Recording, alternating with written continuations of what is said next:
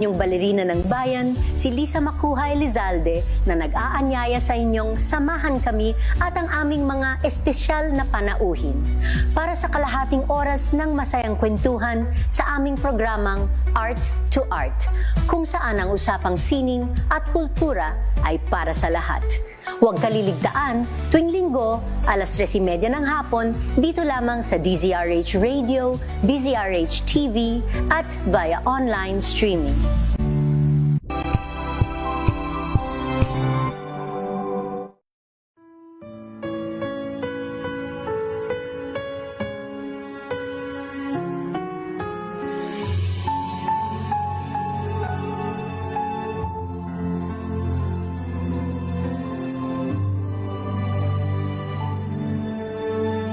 Ito ang oras ng panalangin, panalangin para sa kalakalan at ekonomiya. Ang mga petisyon na nilalaman ng panalangin ito ay hinango sa mga katuruan ng salita ng Diyos, ang Biblia. Ang salita ng Diyos mula sa unang mga kronika, 29, talatang 11 hanggang 13. Sa inyo, O Yahweh, ang kadakilaan, ang kapangyarihan, ang karangalan, at ang pagtatagumpay, sapagkat inyo ang lahat ng nasa langit at nasa lupa. Sa inyo ang kaharian at kayo ang dakila sa lahat. Sa inyo nagmumula ang kayamanan at ang karangalan at kayo ang naghahari sa lahat. Taglay ninyo ang kapangyarihan at kadakilaan at kayo ang nagbibigay ng lakas at kapangyarihan sa lahat. Pinapasalamatan namin kayo, O Diyos, at pinupuri ang iyong maluwalhating pangalan. Naway sabayan ninyo ako sa panalangin ito. Ikaw lamang, O Diyos, ang tanging pinagmumulan ng lahat ng tagumpay, tulad ng iyong inihayag sa iyong banal na salita, na kung wala ang tulong mo sa pagtayo ng bahay, walang kabuluhan ang pagtatayo nito. Kung wala ang pag-iingat mo sa bayan, walang kabuluhan ang pagbabantay dito. Ikaw lamang din ang pinagmumulan ng lahat ng kayamanan at mga ari-arian na iyong ipinagkakaloob sa mga nagpakahirap sa pagtatrabaho para sa kanilang kapakinabangan at kasiyahan. Iyong pinahintulutan na makamit nila ang mga ito, hindi dahil sa sariling kakayahan at lakas, kundi dahil sa iyong katapatan at kabutihan. Ibinigay mo sa kanila ang kakayahang maging mayaman upang sila ay maging mayaman din sa mabubuting gawa, maging mapagbigay at matulungin sa kapwa. Dalangin namin tulad ng iyong pinag-utos na turuan mo ang mga mayaman sa mundong ito na huwag silang maging mayabang o umasa sa kayamanang nilang madaling mawala. Sa halip, turuan mo na umasa sila sa iyo na nagkakaloob sa kanila ng lahat ng bagay, na sila ay maging bukas palad sa kanilang kapwa, lalo na sa mga mahihirap, nang sa gayon sila ay makapag-ipon ng kayamanan sa langit na hindi mawawala at matamo nila ang tunay na buhay. Iyong ipakaloob sa puso ng aming mga mangangalakal ang habag at malasakit para sa mga manggagawa, at huwag silang pagkaitan ng nararapat na sahod at mga benepisyo, kundi maging makatarungan at makatao sila sa kanilang pagkikitungo at pagbayad sa pagpapagal ng mga naglilingkod sa kanila. Igawad nawa nila ang katampatang sweldo na walang antala o panlilinlang sa lahat ng panahon. Iwaksi mo sa kalooban ng mga mayayaman at may kapangyarihan ang lahat ng uri ng pang-aapi sa mga mahihirap at walang lakas, kundi ipagkaloob mo sa kanila ang kahabagan, kabutihan, katarungan, at tunay na malasakit sa kapwa. Alisin mo rin sa kanilang puso ang makapaninirang pag-ibig sa salapi at palitan mo ito ng tunay na pag-ibig sa kapwa. Palakasin mo, O Diyos, ang kalooban ng aming mga mangangalakal na ipinamumuhay ang katuwiran at katarungan, kakumbabaan at malasakit sa kapwa. Palakasin mo, O Diyos, ang kalooban ng aming mga mangangalakal na ipinamumuhay ang katuwiran at katarungan, kakumbabaan at pagmamalasakit sa kapwa. Igawad mo sa kanila ang higit pang tagumpay at kasaganahan upang marami pa silang matulungan at mabigyan kinabuhayan. Protektahan mo rin sila sa mga masasamang loob at sa mga nagnanais na sila'y sirain o pagsamantalahan, at pagkalooban mo sila ng katarungan. O Panginoon, pagtibayin at pasaganahin mo ang aming ekonomiya. Bigyan mo ng dunong, integridad, tagumpay, at katapatan ang mga nangangasiwa sa aming pamahalaan ng mga plano at programang pang-ekonomiya at infrastruktura. Iyong pigilin ang pagkalat ng karahasan at krimen sa aming lipunan at ang pang-aapi at katiwalian na siya nagpapaalipin sa karamihan sa kahirapan. Paghariin mo ang katuwiran at katarungan, pag-ibig at pagmamalasakit sa kapwa sa aming bayan, mula sa aming mga pinuno hanggang sa mga pangkaraniwang mamamayan. Maraming salamat, Panginoon, sa iyong pagtugon sa aming mga dalangin na ito sa pangalan ni Jesus. Amen.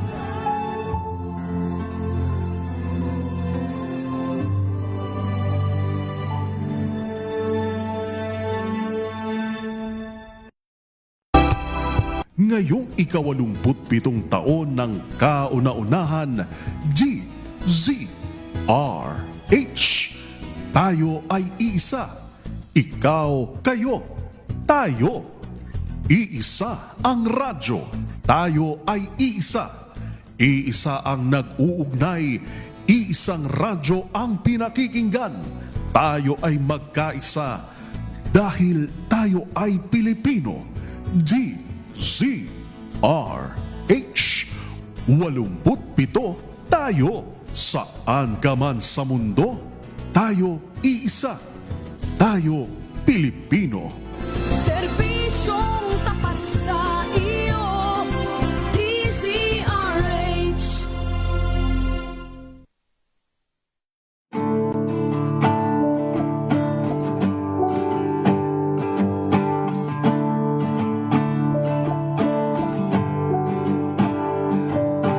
Araw-araw, hindi makakilos sa mahusgang alam. Araw-araw, sana ang bigat ng nakaraan. O ano bang dapat na gawin? Isip at puso ay kailangan ng tulong.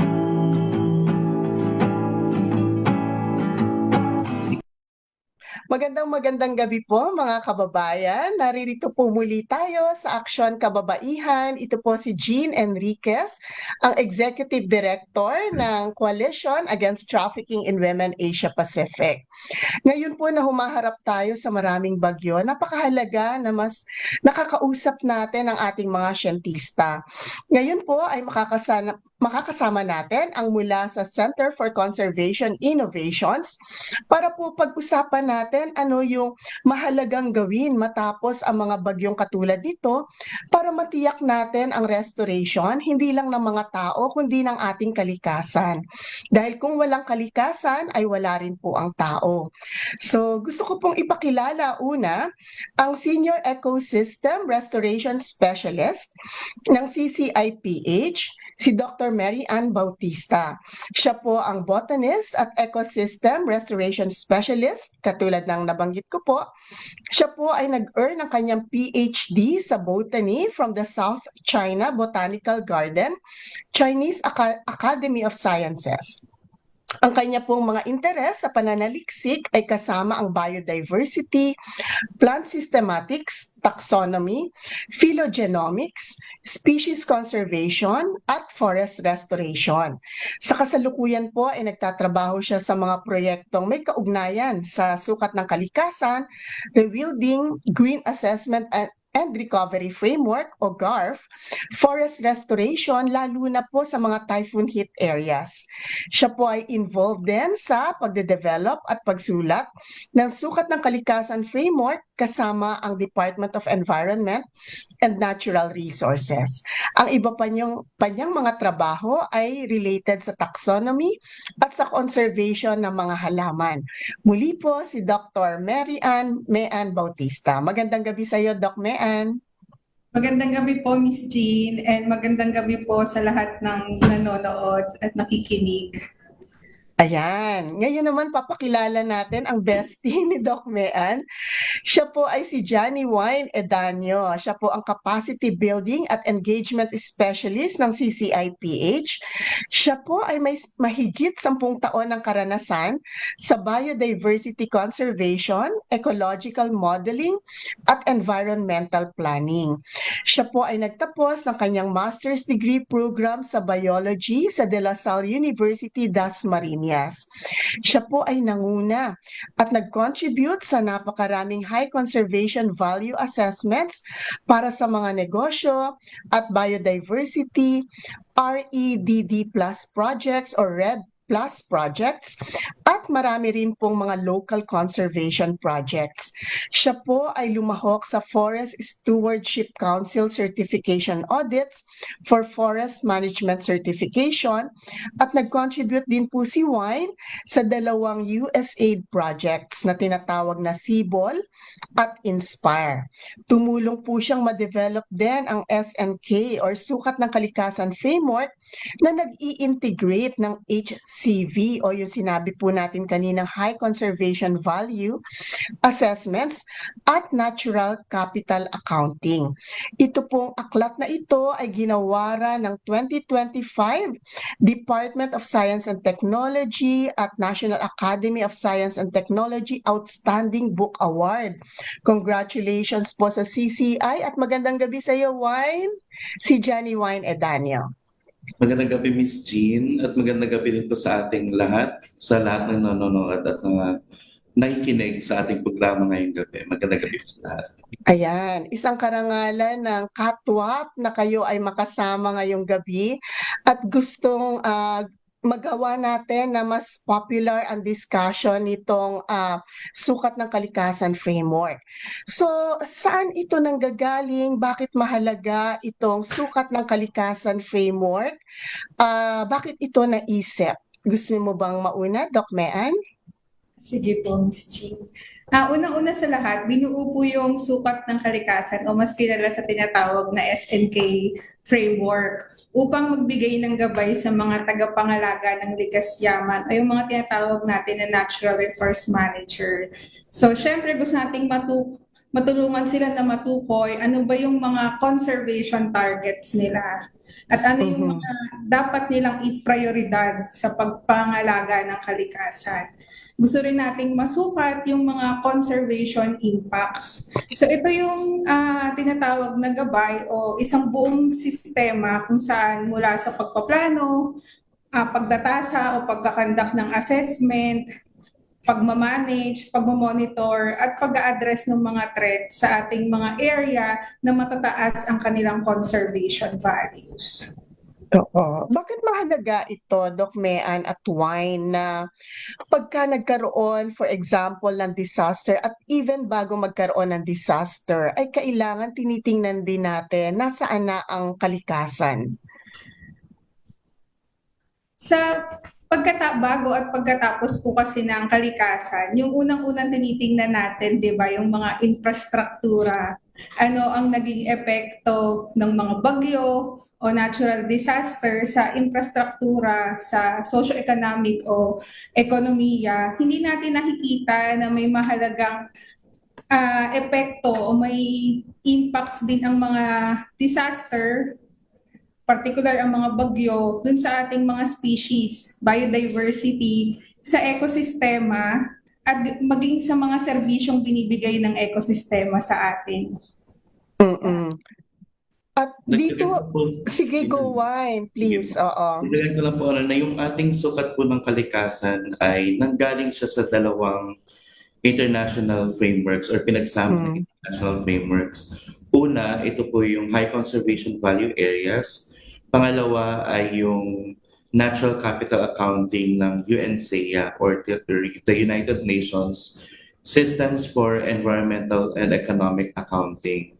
So, yung 2 international frameworks na yun ay tinitingnan yung biodiversity, yung ika nga sabi ni Mean kanina, tinitingnan lahat ng biodiversity, yung ating hayop at laman, mga ecosystems o ekosistema, pati na rin yung mga benepisyong nakukuha natin sa ating ecosystems, pati na rin yung mga komunidad na kung saan importante yung or mahalaga sa kanila yung kalikasan. So ayun nga po, dagdagan ko lang din po yung sinabi ni Mean na sa nabanggit niyang importante din na tinitingnan yung pagbabago mula bago or pagkatapos ng bagyo para magkaroon tayo ng karapatang pagpaplano or pagbibigay ng konkretong plano para ma-restore yung ating mga ecosystems at yung mga importanteng tahanan ng ating mga hayop at alaap. Noong matapos ang Odette, no, nakita talaga namin na nag-flatten ang malaking bahagi ng Siargao nung pumunta kami rito para tumulong sa mga komunidad. Maaaring kayo ang nakakakita at hindi namin nakikita. Ano rin ang mga biodiversity na nawala, 'di ba? Kasi sa mata ng karaniwang tao, nakita namin nawala yung mga nyugan, nawala yun. Pero marami pa ang nawala, no? Ano bang halimbawa ng madalas na nawawala na hindi nakikita ng karaniwang tao? Nakikita nyo? Unang-una po yung mga mangroves natin, di ba? Ang Siargao ay marami sa kanila ay coastal communities. So yung Odette, kung makikita natin yung, although nakakalungkot man, na may mga namatay, may mga pumanaw sa iba't ibang bahagi ng Pilipinas dahil natamaan ng bagyong Odette, mababa yung tinatawag na casualty o yung bilang ng mga namatay kasi naprotektahan tayo ng ating unang-unang line of defense natin, yung mga mangrove ecosystem, gayon din yung mga natitirang kagubatan. So sila kasi yung sumasangga kapag tayo ay nakararamdam ng malakas na bagyo o storm surge. So sila yung unang pumoprotekta kaya hindi masyadong naaapektuhan yung ating mga komunidad. So hindi man nakikita ng iba, malaki yung epekto at malaki yung serbisyong nakukuha natin sa ekosistema. Pinoprotektahan nila tayo sa mga malalakas na bagyo. At nakikita nyo to doon sa unang bahagi pa lang, no, ng inyong pagsusukat, no, yung nabanggit nyo na ang biodiversity, ibig sabihin yung mga iba't ibang uri ng nilalang, no, kapwa hayop at ganun din mga halaman, pati yung mga tirahan at yung mga banta sa kanila. Maaari nyo bang idetalye, kasi ito yung unang bahagi na inyong libro, no, paano o ano yung sinusukat ninyo exactly? So yung una po naming sinusukat, nakafocus kami dun sa biodiversity and ecosystem. So ito yung tinatawag namin sa framework na sukat 1, 2, at 3. So sukat 1, ito yung tinatawag na uriing hayop at halaman. So nabanggit nga ninyo, Miss Jean, yung mga iba't ibang uri ng buhay ilang, yun nga yung mga kapwa hayop at yung mga halaman. Nakahati ito sa kategorya, yung madalas na tinitingnan natin ay yung mga endemikong halaman at hayop. So yung endemikong halaman at hayop, ito yung mga sa Pilipinas lang makikita. So halimbawa yung mga Palawan peacock pheasant, Philippine eagle, yan ay mga tinatawag na mga endemikong hayop na dito lang sa Pilipinas makikita. And then yung mga hayop at halaman na nanganganib o yung mga tinatawag na threatened species. So yung malapit ng maubo. So isa din yun sa mga tinitingnan. At yung pangatlo ay yung mga congregatory species. So di ba minsan nakakita tayo ng grupo ng mga hayop o halaman katulad ng mga ibon at mga paru-paro. So kasama din sila sa tinitingnan. So yun yung tatlong kategorya na tinitingnan namin under sa uriing hayop at halaman. Aside from sa species po, tinitingnan din natin yung sukat 2. Ito naman po yung ating mga ekosistema. So yung ekosistema, ito yung mga tumutukoy sa ating mga kagubatan or forest, mga bahura or coral reefs, ilog or rivers, mga kabakawan or mangrove areas. Samantalang sa sukat 3 naman, ang tinitingnan natin dito yung mga ekosistemang nanganganib. So kung meron tayong mga species na nanganganib, meron din tayong mga ekosistemang nanganganib. Unang-una nanganganib ito dahil sa gawain ng tao, mga anthropogenic activities po. Gayon din yung mga ekosistemang sadyang natatangi o yung tinatawag na rare. So halimbawa po nito yung mga karst ecosystem sa Pilipinas na sumusuporta sa mga unique o kakaibang halaman at hayop. So yung halimbawa naman po ng ekosistemang nanganganib dahil sa gawain ng tao, halimbawa po yung mga kagubatan, unti-unti na pong nauubos yung ating kagubatan dahil kino-convert natin doon sa iba't ibang uri ng land use katulad ng cropland. So ayun po yung tinatasan natin sa sukat 1, 2 at 3. Ito po ay nakasentro sa biodiversity at mga ekosistema sa Pilipinas.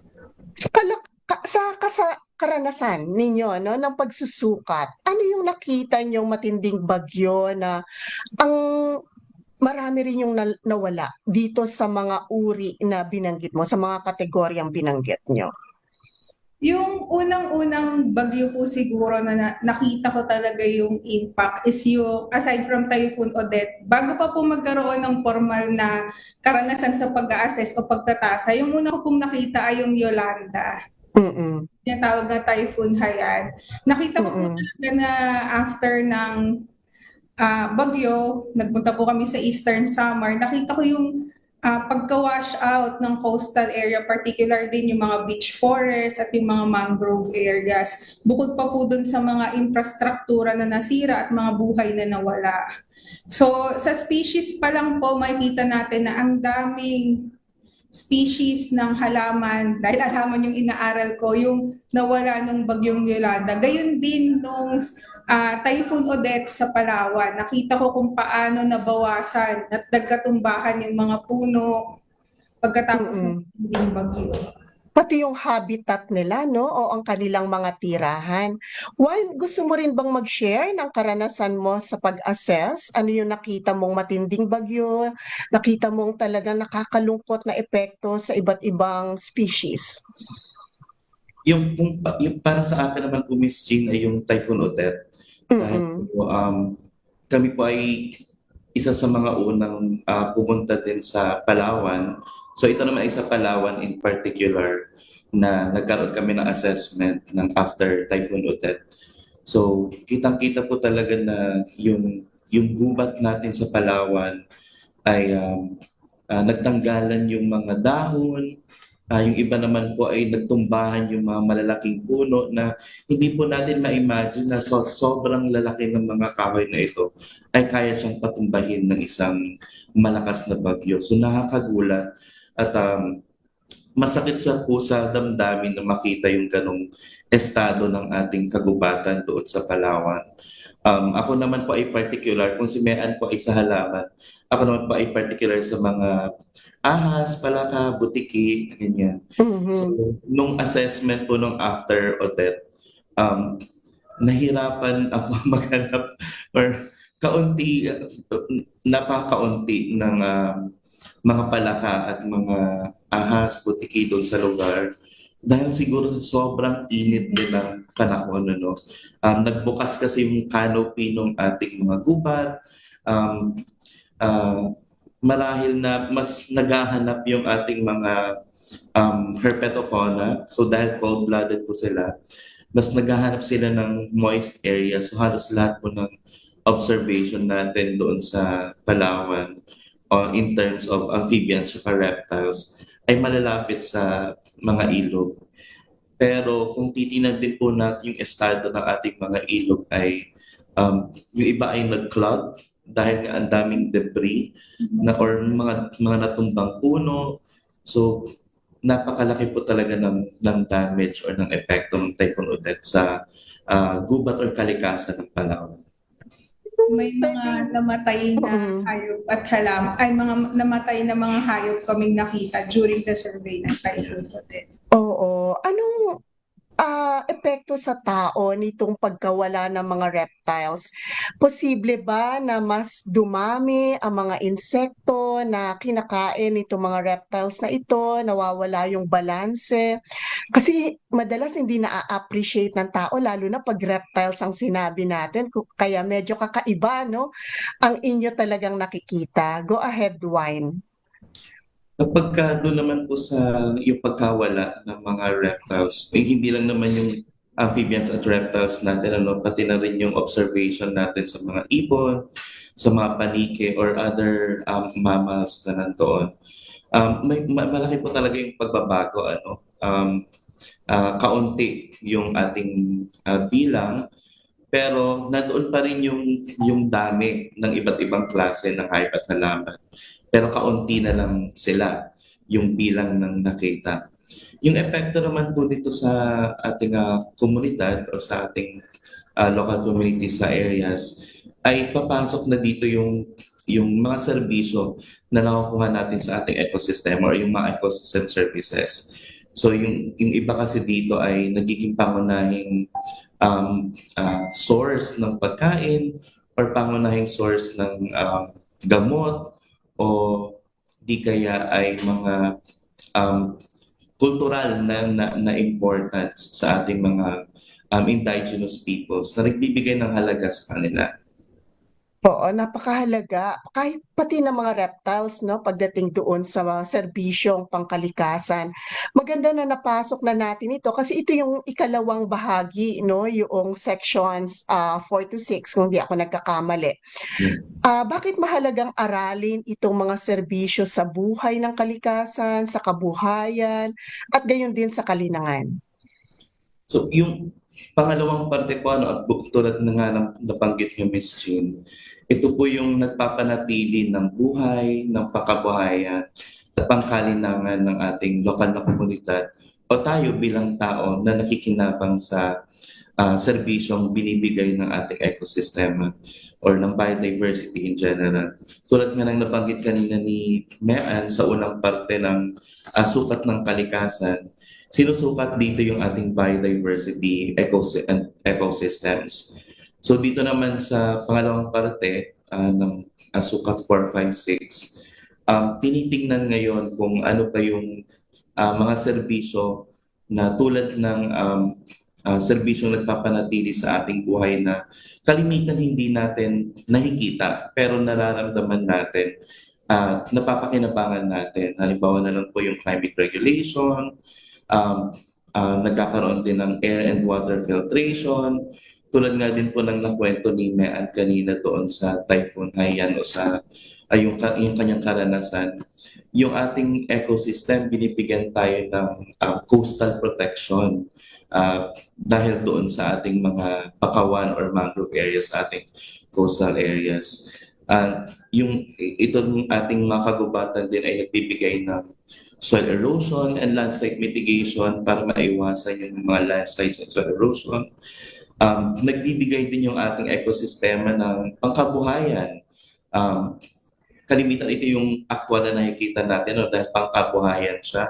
So nandito yung ating mga pananim sa agrikultura, sa aquakultura, yung ating mga isda, kahoy na nakukuha din natin sa ating ekosistema, at iba't iba pa, pati na yung ating malinis na tubig na binibigay ng ating ekosistema. Kasama din po dito yung serbisyong pangkalinangan or sa ating pa-cultural services na pinapahalagahan yung importansya ng kultura ng ating mga katutubo or indigenous peoples sa kanilang spiritual and symbolic services, yung kanilang mga intangible and tangible cultural properties na kalimitan hindi natin nabibigyan ng importansya na meron silang koneksyon yung ating mga katutubo or indigenous people sa ating mga ecosystems or yung halos lahat ng mga ginagawa nilang para sa kanilang kultura na connected sa environment. And dito rin po papasok yung importansya ng edukasyon, scientific research tulad din po ng ginagawa natin sa CCIPH at yung ating ecotourism or yung for recreation. So yun po yung mga serbisyong nakukuha natin sa ating kalikasan or sa ating ecosystems. Very timely din po, Ms. Jean, na napag-uusapan natin itong ecosystem services. Dahil ngayon po, noong 2004, naipasa na yung ating PENCAS Bill or yung PENCAS Law or the Philippine Ecosystems and Natural Capital Accounting Systems Act. So, itong PENCAS Bill po kasi ay pinapakita dito yung pagturing natin sa kalikasan bilang isang mahalagang yaman ng Pilipinas. So ngayon po kasi, tinitingnan lang natin ngayon yung ating national assets bilang doon sa ating GDP or gross domestic products, yung produkto na ng ating ecosystems or ecosystem services like yung ating volume ng kahoy na in-export or yung dami ng isda na na-harvest natin sa agriculture or sa aquaculture.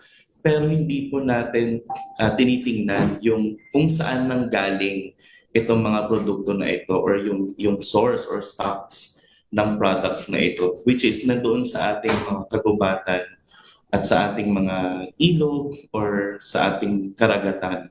So yun po yung layunin ng PENCAS Bill or the PENCAS Act na magkaroon ng national assets or magkaroon ng natural capital accounts at mabigyan ng karapatang halaga yung ating mga ecosystem services na meron tayo sa Pilipinas. Ayun.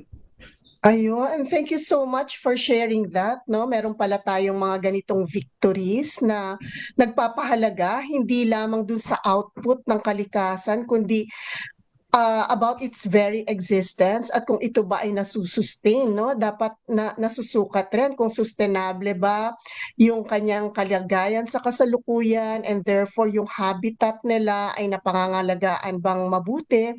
Babalik ko sa karanasan nyo kasi pinag-uusapan natin ito sa konteksto rin ng proyekto ng CCIPH na Developing Capacities for Eco-DRR Restoration. Sa inyong nakita, pagdating doon sa initial baselining, no, sa mga communities, ano na ang naging epekto o nitong pagkasira ng kalikasan kaugnay nga ng mga disasters at ano yung nakikita nating bahagi naman o contribution din ng mga komunidad para ma-restore ito batay sa framework ng sukat ng kalikasan. Meron na bang ganito tayong nakikita para ma-input din dito sa proyekto na ito? So dun sa mga nauna naming komunidad na binisita, nakita naman natin na marami sa kanila nakadepende pa rin sa ekosistema sa kanilang pangkabuhayan. So halimbawa yung mga kumukuha ng ratan, kumukuha ng almasiga, yung dagta ng almasiga kasi yung ginagamit sa paggawa ng mga pintura, floor wax, barniz, also yung ating honey.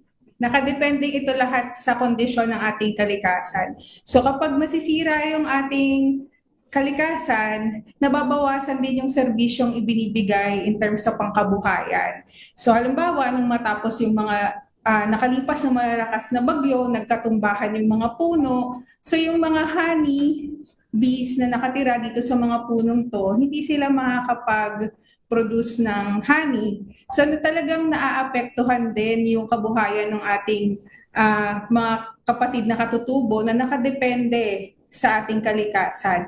Gayun din yung mga nag-harvest ng ratan, kapag nasira yung mga lugar kung saan sila kumukuha ng ratan, hindi sila makakakuha ng mga materyales na ginagamit sa iba't ibang handicrafts o sa iba't ibang furnitures na kanilang pinoproduce. So sa gantong kalagayan, isa yung mga community sa nagsusulong ng restoration.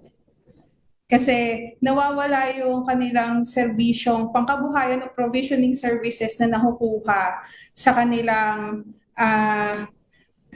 kalapit na kagubatan o kalapit na dagat. So sila yung mga unang-unang nagsusulong ng restoration.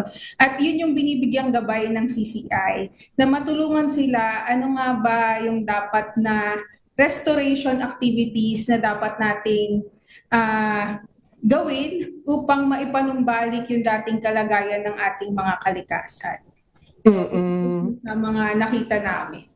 Sige, sa huli nating 2 minuto, hingan ko kayo ng tig 1 minuto na panawagan, hindi lang sa komunidad sa paligid ng mga ekosistema, pero sa publiko sa pangkalahatan, siguro sa mga DRR practitioners na hindi masyadong naiisama itong usapin ng ekosistema. Sige, gusto mo bang mauna, Wine? Sa akin naman po dahil meron na tayong sukat ng kalikasan na ini-integrate yung dalawang international frameworks ay sana ine-envision natin ngayon na magamit itong sukat ng kalikasan. In-encourage natin yung ating mga protected areas, mga local conservation area managers, or yung mga conservation practitioners na gamitin itong tool na ito, itong framework na ito para makatulong at mas strengthen din yung ating proseso ng decision making dito sa ating mga conservation areas. So dito naman ay binibigyan tayo ng science-based information para gabayan tayo sa mas malakas na conservation management and planning. Yan, thank you, Wine. Doc Mean? Siguro, gusto ko lang sigurong malaman ng publiko na kailangan nating sukatin kung ano yung pinahahalagahan natin. Para alam natin kung ano yung nawawala every time na pinababayaan natin yung ating kalikasan. Gayon din yung mga serbisyong binibigay nito. So let's siguro measure what we treasure. Ayan, napakaganda. Oo, thank you so much. So narinig po natin kina Dr. Mary Ann Bautista at Mr. Johnny Wine Edanio ang napakaraming kaalamang mula sa agham na talagang napakakongkreto ng epekto sa ating buhay bago at matapos ang mga bagyo at iba pang mga disasters na madalas nating nararanasan sa Pilipinas. Sana po ay madala po natin at ma-inspire pa tayo sa ng mga ganitong kaalaman upang higit na makalahok ang ating mga komunidad sa ginagawa ng CCIPH at sana po hindi maiwan lang sa kanila ang gawaing ito. Maraming salamat din po kay Pauline Abelio sa pag-alalay sa atin sa technical side at ang mga technical people din po ng DZRH. Muli po, ito si Jean Enriquez mula sa Coalition Against Trafficking in Women Asia Pacific para sa Aksyon Kababaihan. Magandang gabi po sa inyong lahat.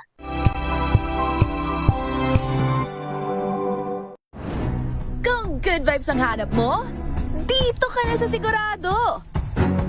Mula sa mga istoryang nagbibigay ng inspirasyon hanggang sa mga kwentong may dalang solusyon. Mga balitang pampagaan ang pakiramdam at papaganda ng araw. Hindi lang ba sa good news, kundi the better news. Mula Lunes hanggang Biyernes, 1:00 ng tanghali sa DZRH TV.